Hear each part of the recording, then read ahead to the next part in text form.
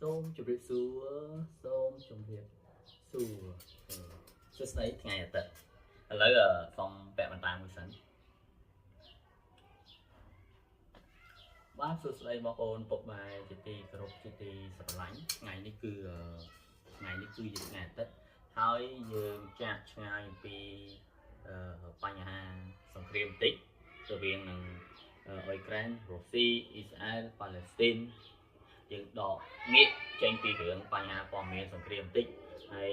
យើងអាចថាងាកចេញពីសង្គ្រាមពាណិជ្ជកម្មការតឡើងពន្ធរបស់ត្រាំរបស់អីហ្នឹងយើងងាកចេញបន្តិចចាអីថ្ងៃនេះជាថ្ងៃអាទិត្យហើយខ្ញុំមានវីដេអូខ្លីមួយគ្រាន់តែជាការចែករំលែកបងប្អូនពុកម៉ែជាទីស្រឡាញ់មើលកំសាន្តទេហ្នឹងដោយសារ